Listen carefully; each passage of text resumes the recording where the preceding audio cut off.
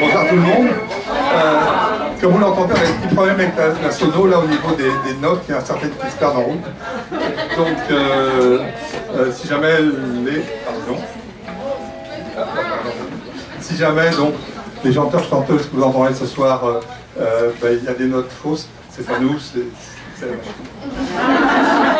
Ah, c'est bon. Pas moi, c'est pas. Oui, voilà, c'est ça. Ou la secrétaire. L'ordinateur.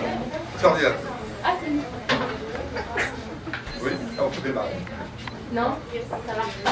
Ah, parce que maintenant, excuse-moi, c'est la flèche de droite pour avancer.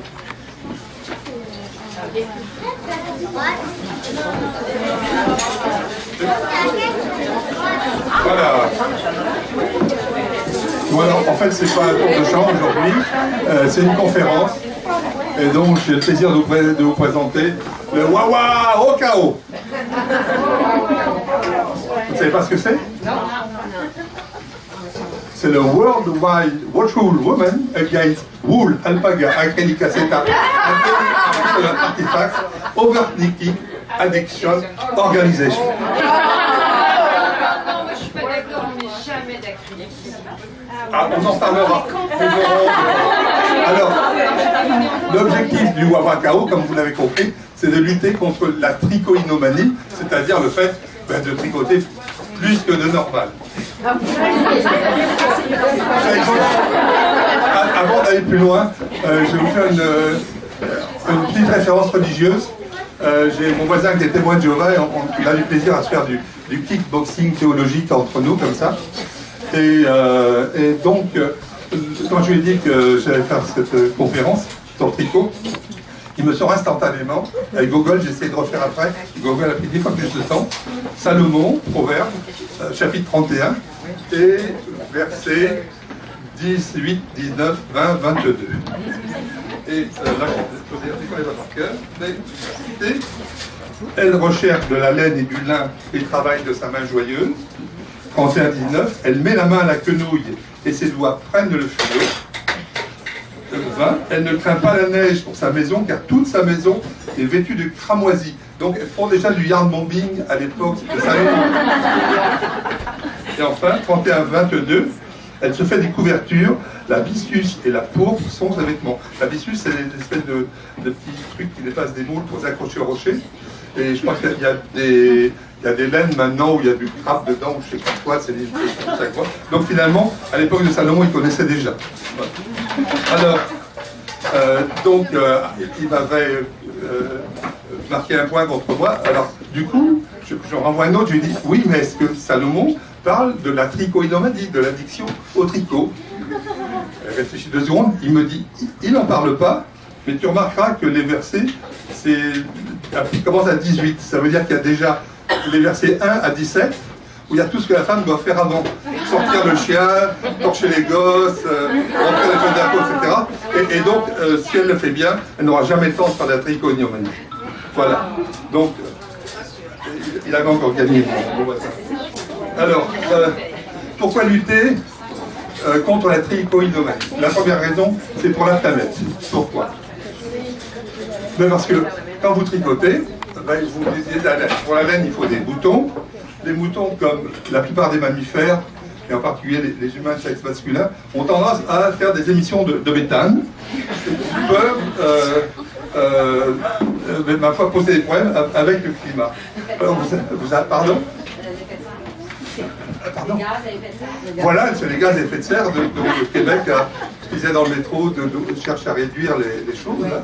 Voilà. Et alors, les moutons, par rapport au masculin, par contre, eux, ils provoquent du méthane par la bouche, puisque quand ils ruminent, ils dégagent également du méthane par la bouche. Alors que vos hommes, c'est uniquement qu'ils prennent trop de bière. Alors, vous allez me dire, il y en a qui croient que ça n'existe pas, cette affaire de dérèglement climatique. Et vous prouvez le contraire. Voilà un graphique qui vous montre effectivement l'évolution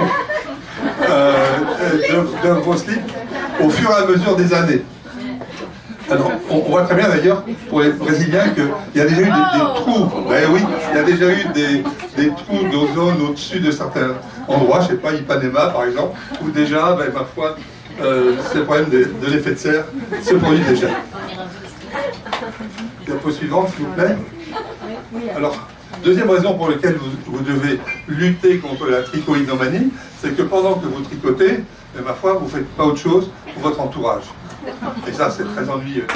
Tiens, tu as été un peu vite. Il y avait une autre... Pardon. Ah, il y a une petite photo qui manque là. Bon, c'est pas très grave, ça expliquait que pendant que vous tricotiez, votre mari et vos enfants faisaient la cuisine chez vous, et que quand vous arriviez à la cuisine, c'est pas possible. Voilà, c'est pour l'entourage. Bon, maintenant, la santé, c'est beaucoup plus important. En grec moderne, et là je rigole pas, enfin je rigole pas d'ailleurs de toute la conférence que je vais la laine se dit mali, hein, mu, alpha, lambda, lambda, i, y.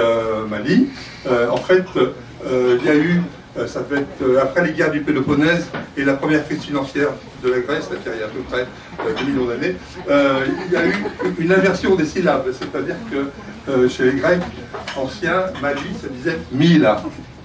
Et il y a une déclinaison chez les Grecs, le grec se décline comme le latin, qui est la désapprobation. Oh. Et donc, Mila devient Milo. Et donc, cette statue-là est en fait obligé de vous montrer les dégâts que peuvent causer la trichoïnomanie, c'est-à-dire on s'use les doigts, on s'use les mains, et finalement on finit par s'user les bras. Voilà. Alors, comment lutter contre la trichoïnomanie? Alors, on fait comme tout le monde, on a un site internet. Alors, vous avez déjà le nombre de www devant, et vous en rajoutez 3 devant, et puis ça vous donne le site internet. Deuxième mesure, nous faisons du lobbying auprès du gouvernement pour que, comme pour les paquets de cigarettes, on puisse mettre des affiches comme ça sur toutes les pelotes. Trop de tricot tuto. Mais on est en train de changer, le slogan. Ah, tu étais un petit peu pour moi. On a changé le slogan parce que dans les qui croyaient que c'était un tuto pour tricoter davantage. Donc il faut qu'on trouve autre chose. Ensuite, on organise des pique-niques sans tricot. C'est le pique-nique. Voilà. Ah, et alors, pardon, mais j'en ai rajouté en fait pendant la... Excuse-moi. Voilà, je suis complexe. Et alors, juste pour dire que si vous voulez organiser un kit pique-nique, on vend des kits de démarrage qui s'appellent des quick kits. Voilà. C'est toujours à continuer. Alors, dernière chose, moi je fais des conférences, comme j'en fais une ce soir. Voilà, et on les fait dans les lieux où les tricoteuses se rassemblent. Voilà, donc je remercie la Maison Tricotée de nous accueillir ce soir. Ce qui est quand même assez remarquable parce qu'en fait, la conséquence de tout ce que je vais vous raconter, c'est que normalement, son chiffre d'affaires va baisser. Donc c'est quand même très bien.